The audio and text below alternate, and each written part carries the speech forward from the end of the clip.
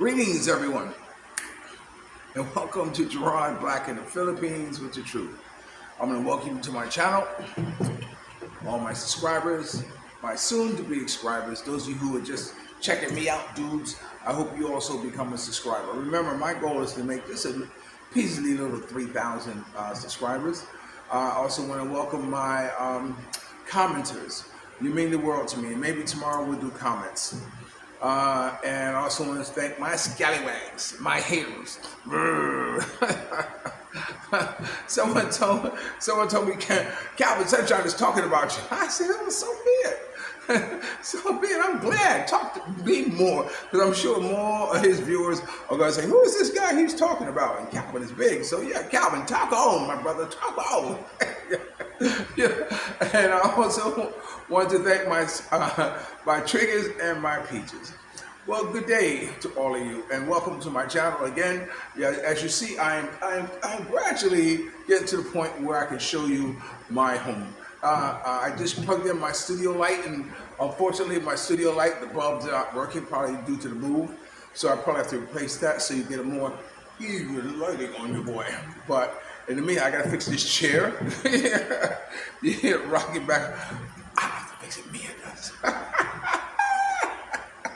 But anyway, I'm sitting here and I'm looking amongst my achievements. My Lifetime Achievement Award. I'm sitting here in the company with Muhammad Ali, Otis Williams, the founder of the Temptations, Reverend Al Sharpton, and Michael Jackson, where I was the only photographer allowed in the room, and the Godfather's Soul, Mr. James Brown, and you can't see the rest of what's on here. Oh, here, I will show you this one, just for the sake of conversation.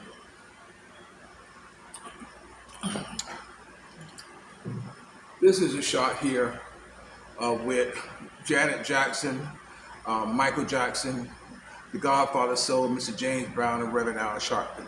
So, and Frank McRae, who is his road manager, and is, hey, go get that broad for me, cat. But anyway, I wanted to show those because, I wanted to start by talking about this because, and I'm gonna try to stay on point, as one of my viewers pointed out. Said, Gerard, you're all over the place. Yeah, that's what happens when you're schizophrenic. You're all over the place. Whatever flies in, disrupt the narrative of what was going on. But anyway, I'm showing you these because, in my mind, in the United States, I've done some good things. I've done some big things. I've done things to make a difference. And I'm very proud of who I am and what I overcome and where I am today. But that doesn't stop me from still wanting to make a difference. So now I'm in the Philippines. Now I can sit here and talk about God knows what, about making you come to the Philippines, or how beautiful the Philippines is, or how beautiful the girls are, that's my number one topic, But, I can speak about that. But in this video, I'm going to talk about you wanting to make a difference in the lives of Filipinos. You see, that's what I want to do. I want to tap into the mainstream of Filipino life. Filipino A-listers. It's not that I'm not qualified. I'm very qualified. But, I want to be recognized in the Philippines as someone who is making a contribution. Not being a detriment to the country, but making a contribution. So oftentimes I watch what I say. I watch the video that I may post on there, or that's why I don't use so much profanity, because when I get to that point, or when I get in front of whoever it is and say, look, I want to come into your organization and I want to be a part of it, and they go to my YouTube channel, or they go to my Facebook page, and they go through there and they look and they see and they say, wow, okay, well, this guy's done some good things. This guy is someone that we want to embrace. This is someone that we will be proud to have in our organization, you know, and we will accept whatever it is he wants to give, or wants to contribute. You see, that's what makes me happy. That's my goal.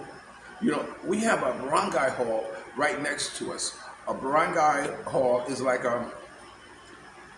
you know, it's like uh, uh, a little city hall, I guess, what you might say, because there are different little pockets of communities wherever you go in the Philippines, and each one is governed by this barangay hall, and he is like, it is like the overseer of that area.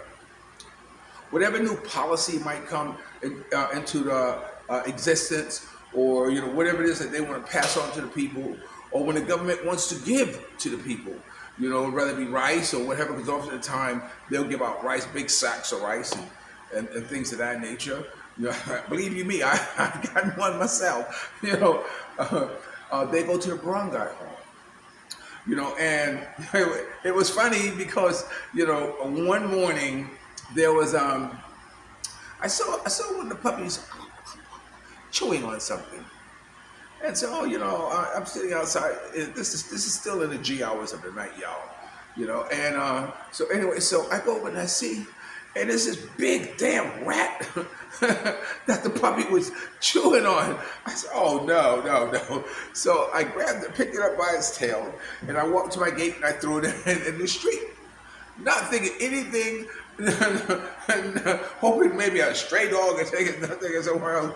But not thinking anything. That was just my instinct, my reaction.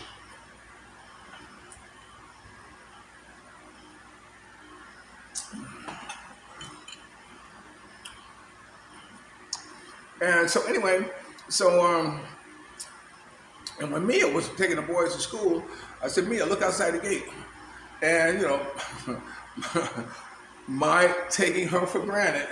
Now, I wanted to talk about the word taking someone for granted. So give me a moment and I will get there. So anyway, when Mia came back, Mia says, we have CCTV. I said, they have a CCTV. I said, who has a CCTV? If they do, I want to know where the cameras are, because you usually step out and just piss. That's one thing about the Philippines. You can piss anywhere, anytime, anywhere, any place. And when someone has a kidney problem like me, when I say kidney, small kidney or whatever it is, when I go, I don't got to go now. I got to go right now. So I've gotten better at it because I've learned as old man, before you walk out the door, go to the bathroom. Or when the thought comes into your head, stop and go. Before the urge gets to you. So anyway, and in New York or whatever city I'm in, I go in anywhere. I go into the bar, see the bartender here. Yo, here's $1, man. Let me use your bathroom. Oh yeah, sure. He doesn't care. It's not his bathroom. He's there working on tips. That's the thing about when you ask people to use things, or even when I go somewhere. Yesterday, when I go somewhere and I sit down in front of somebody's store or someone's sorry store, I buy something. And I buy something because that legitimizes my being there. And so so whenever I use something, or whenever I ask someone if I can use something, whatever, I usually give them some type of tip. And that's the best way to to make sure I don't go on myself, because God knows if they say no, you can't use the bathroom, yeah, $1, here's $2. What I'm saying? I got to go, because if I don't go now, I'm pissing in this corner right here. My mother, when I was coming up, the first place I learned to go to the bathroom in public was in taxi cabs. Because my mother would always piss in the taxi cab. She gave good tips. I've seen her give a cab driver $100 tip. So maybe that's where I got my got ingrained in me about being a gracious tipper, being a big tipper. So anyway, so the barangay hall. So Mia says, no, we have emeritive. Emeritive is someone blah, blah, blah. So, and said, she saw you throw the rat in the street. I said, what? At 3 o'clock in the morning? Or something like this? Who in the hell is looking out the window at me throw a rat in the street? So the brown guy captain called Mia, or saw Mia, and he blah, blah, blah, blah. Wow, yeah, you're so throw rat. Don't do that. Don't that. So he got very upset because I threw a rat in the street. And so when I went and I came back, I stopped in the Bronco home. I said, hi, I'm Onyx. I just want to introduce myself to you. I just moved next door. And, the captain has 2 amputated arms. He has no hand.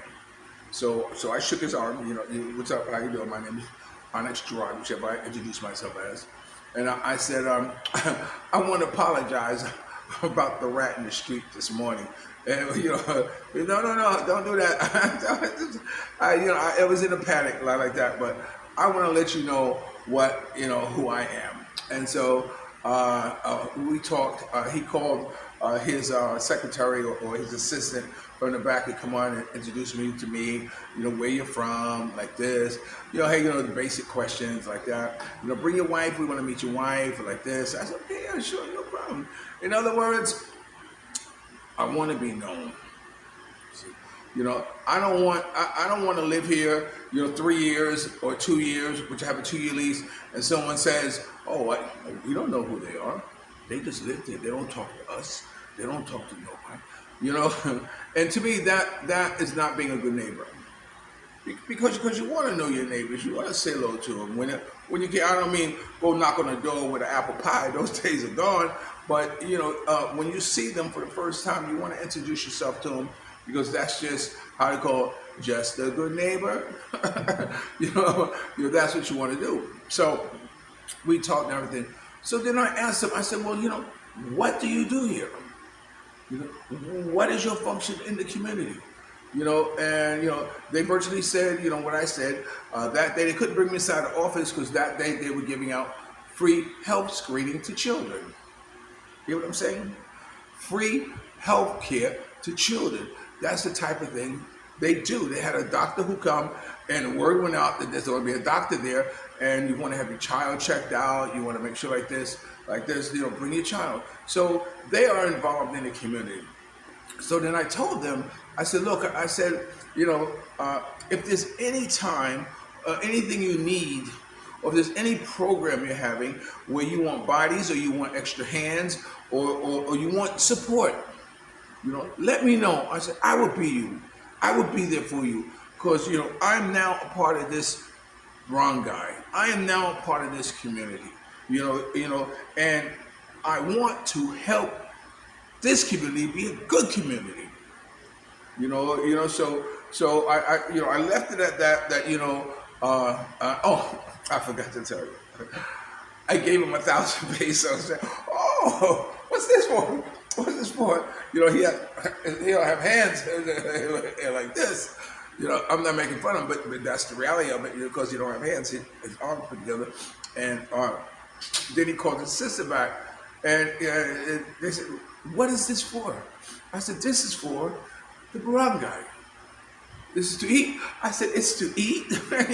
It's to drink. It's to do whatever you want to. I want to support you." See, and that's what I want to do in the Philippines.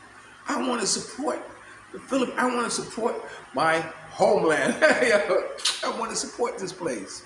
I want to do whatever I can, to help it be the best place it can be. Now, I say something about taking for granted, but we'll talk about that another time because right now I'm out of time, and I think I stayed on point because if I start throwing too much, my schizophrenic going to kick in and I'm going to go that way. The point of the matter is that, I'm here in the Philippines and I'm here to make a difference. I'm not here just to live comfortable and just kick my legs up and just coast the rest of my life out. No, I want them to know me.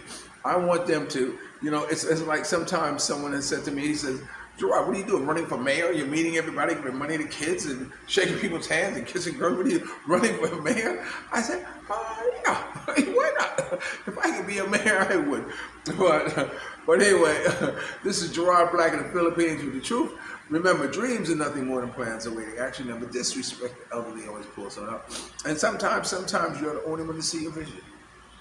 And that's my vision. I want them to have a parade in my name. And the best revenge in life is to live good. I'm living good today. I hope you are too. And if you're lucky enough to have a woman like Ali Woodson, former lead singer of Temptation One Son, treat her like a lady. And ladies, if you're lucky enough to have a good man like me, make her feel like a king and never say no. Okay? I don't know. I did this because I'm thinking about the pictures I'm going to post when I post the video. I said, "Want you to see?" See, I am thinking. Okay. Oh, I am running off script. Okay. I love you like a love song. May you live to be 100 and me 100 minus a day. So I'll never know that nice people like you have gone away. That was from Frankie Crocker from WBLS FM in New York. See, I always like to give credit where credit is due. See, I like mentioning names because of people who've gone. I don't mean celebrities, or I mean